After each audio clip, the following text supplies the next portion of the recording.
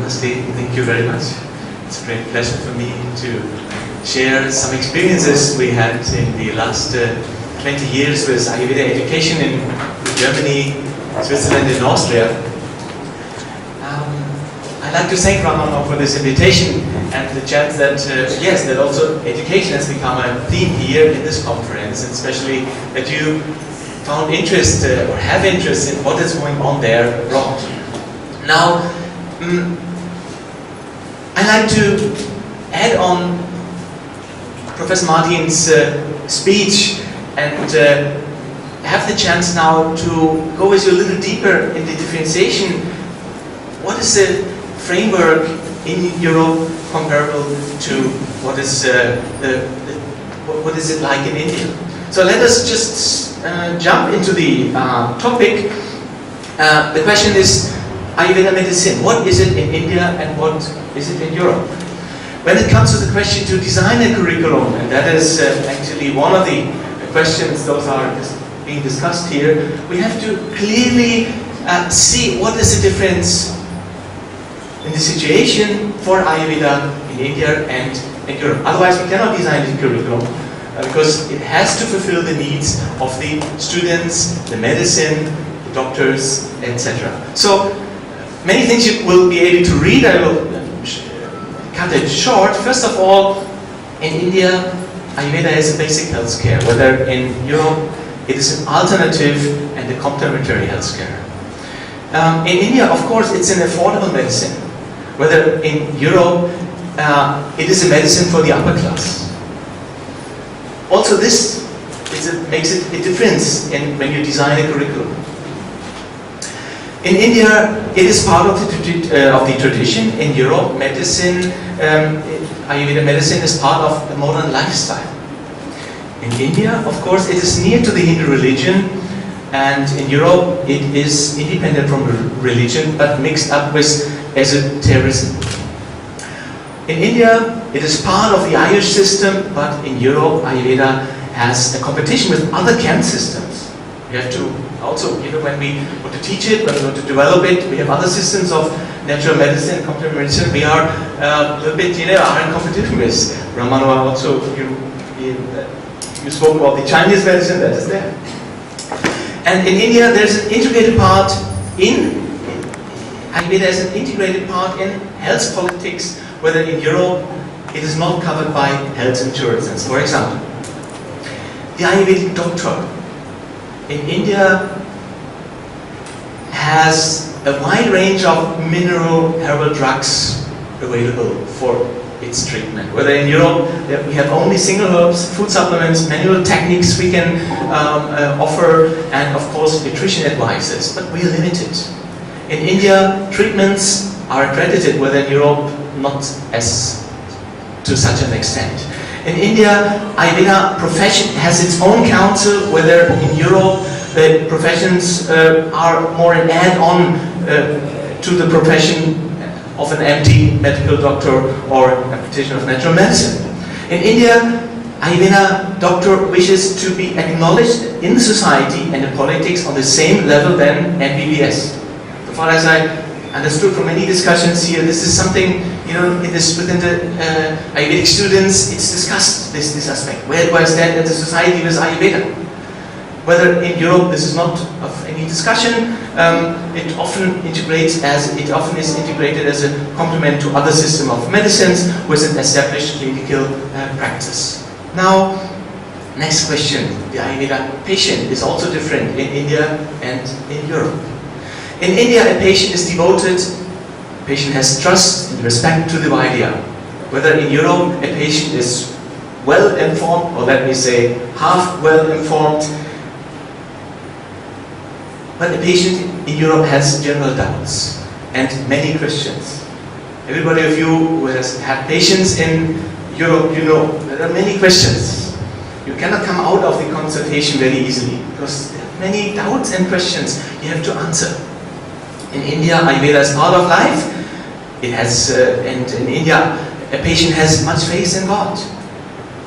And in India, another important point, there is a lot of family support available during the treatment. Whether in Europe, well, some patient is willing to take responsible for his own life and nature, but has less family support. He is much alone on his way to health. In India, well, there is a psychological support alongside with Ayurveda, with Ayurvedic treatment, not in common. It's not much discussed, but in Europe, this is a very important aspect for a successful treatment. Panchakarma treatment without professional psychological guidance alongside the treatment will not be successful, not that on that extent as we wish to be.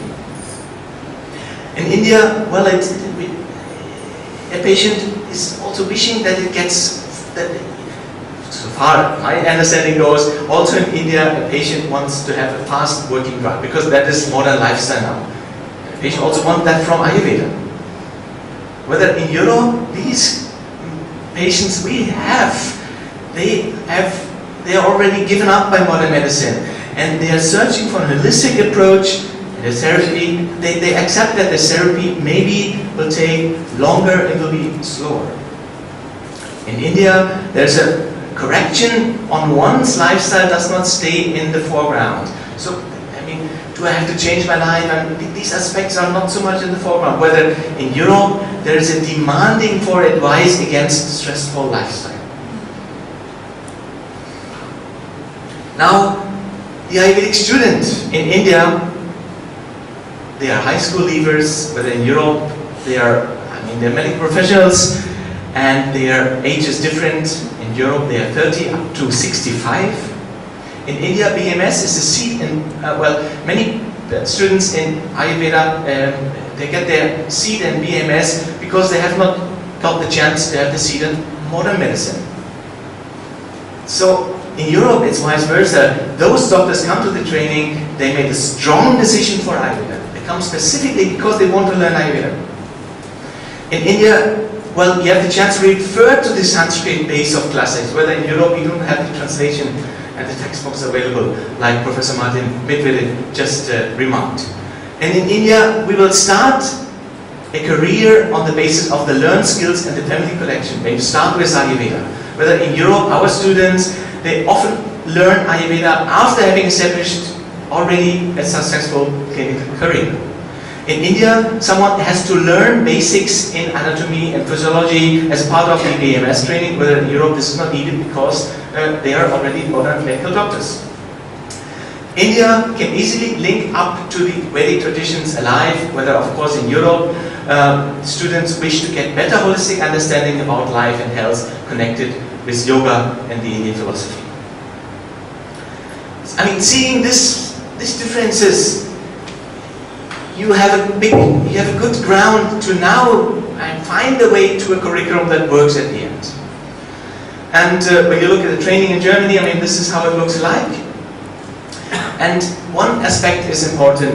What are the motivation for modern doctors to learn Ayurveda? One thing is that a doctor is interested to enrich his modern medical practice in offering natural medicine.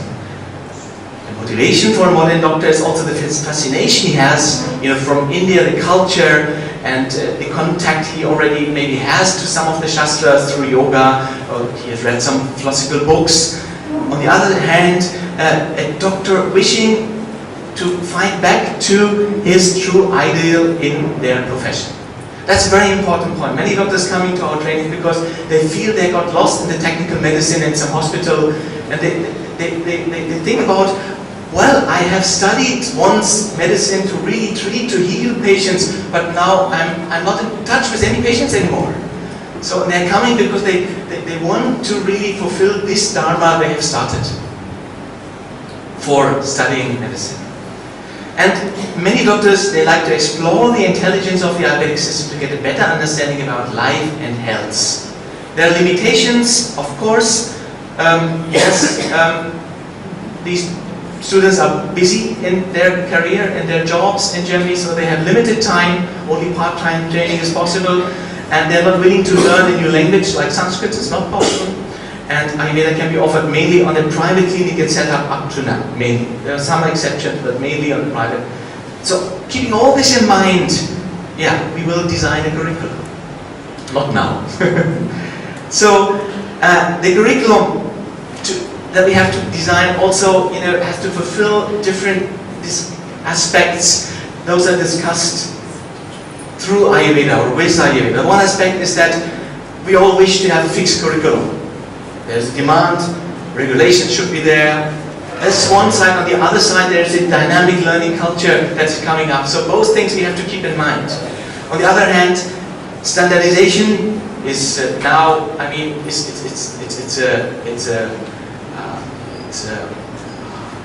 it's important for us, but the academic freedom should also be assured.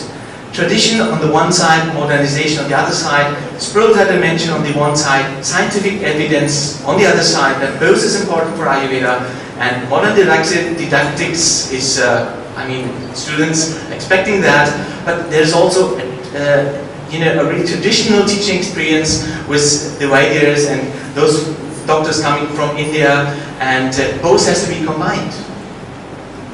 I mean, the question is, are there contradictions? I believe no.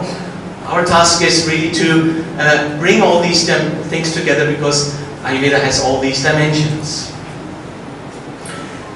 For a curriculum, to set a curriculum, there are many aspects. Those are now important when you design a curriculum in Europe. I have summarized those in 5 aspects. One aspect is the content, the placement, practical training, the learning material. Of course, I mean, this is all those things we already normally starting discussing the curriculum.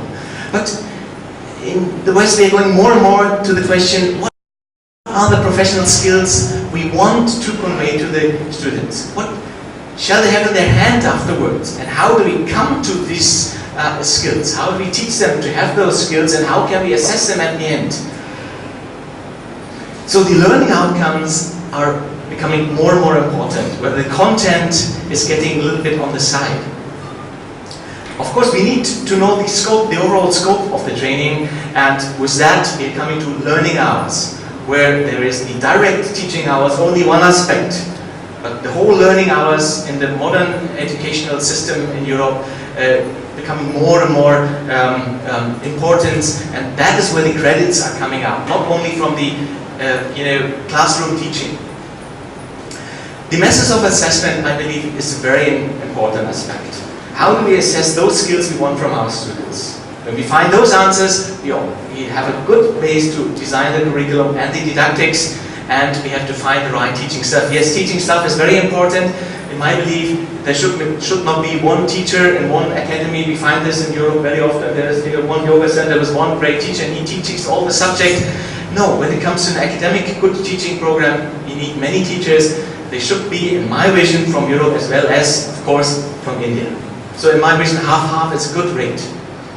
So it looks like in our academy, these are the some members of the faculty we are working with. And well, to make it short, we did a questionnaire within the Department of Ayush International Working Group, and we asked many schools, where do they stay with education? And I want to summarize it to make it short. Some objectives were made, but the conclusion is interesting, that there is, especially Ayurveda medicine is an area for which a standardized curriculum is most urgently needed. In other areas, when it comes to other courses and areas, the schools have the feeling, well, I mean, let us do what we do.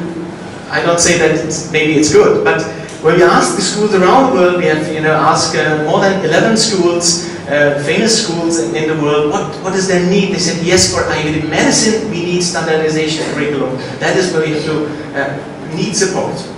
And there are some recommendations, those come out of it. Now, let me share some achievements at the end when it comes to Europe, so that you also have some picture. Where do we stand now? In Germany, we have a training, accredited also as a CME training program for doctors. We have the Masters of Science training. We have a link with the Chamber of Commerce for the non-medical trainings. In Austria, there's a government regulation already established for non-medical treatment profession in Ayurveda. It's more than 1,500 hours training that is there since 3 years.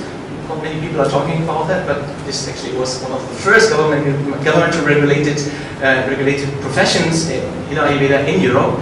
And in Switzerland now, 2 newly established chamber-regulated professions are about to get state approval soon. There's one that I like to translate with a complementary therapist in Ayurveda therapy, alongside with other therapies like shiatsu and tuina and others like that.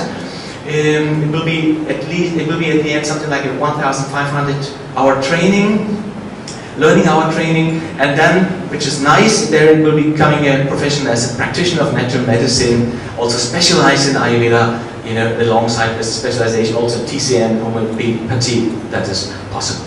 These achievements are there. It's important first steps for Ayurveda in Europe, and there are foundations, associations out already established. There are QM, quality management steps have been done from different schools in different countries, and research funds. That's a nice thing that we have established. It's a very small fund, but this is also something that shows that there is interest in bringing Ayurveda forward also in this area, and also some great research project has been initiated also by us, by our group of friends, to get a really good and fundamental study in Ayurveda with the Charité Medical University. Strategy for Europe. To make it short, culture of communication is very important. I believe that we can only come forward if we find a way to find a common language, and that is lacking in the moment. When Ayurvedic doctors are coming abroad to Europe and they're speaking, then many technical words are often there, some Sanskrit words, and they're not aware of it, because that is your language, it's your technical language. But this is not the world's technical language. So to get ready for the global scenario and to teach students in the West, we have to find a common language. That might be English, it can be another one, but it has to be a common language that we all can understand. Otherwise teaching is not possible. And another important aspect I like to highlight, when it comes to language, we have to understand that Ayurveda is medicine. It's not a side product of something. When I talked with some students in Trivandrum, it was very interesting. They said to somebody who was asking, what are you doing? You're doing medicine. No, I'm doing Ayurveda. So I was astonished, and that gave me a clue. Aha! When we ask somebody, a student in Ayurveda, what happened in Trivandrum at the conference I attended. So they have the feeling they're doing something different than medicine. But it's in our way around. Ayurveda is, first of all, it's a medicine. So what are you Ayurvedic doctors doing? You are doing medicine, but you're using Ayurveda as your medicine. And I believe this is maybe something, to think about that. It's only something that happens to me, that I heard that. So I found this very important, that the question comes to Chinese medicine, it's not medicine. So what are you doing? You're doing Ayurveda. Is this medicine? Yes, of course, it's a special medicine. No, it is medicine. First of all, you are doctors doing medicine. Your tools are Ayurveda. I'm making this short now. Network is important. Adaptation is already on the way. Ayurveda moves further from being known as paramedicine to a full-fledged, natural, traditional, holistic and integrative medicine. I think that's great that adaptation is on the way. It's about to strengthen its scientific and practical evidence. This is also in the moment, the first steps have been done. Now, adaptation, Ayurveda is in the process of adaptation, but as classical as possible. Adaptation, Ayurveda shows its philosophical and spiritual basis, but opens up for religions and forms of social living. Now, what are the chances and the potentials for Ayurveda? They are now really great. And this is my closing words, that of course Ayurveda got ignored from modern medical circles a long time. But now getting critical, observed and tested, this is the phase where we are in, that's what I believe. And it will be further accepted and integrated soon. Ayurveda is the new wing in the globally accepted family of traditional and natural systems of medicine. So I'm looking forward to that very much. Thank you very much.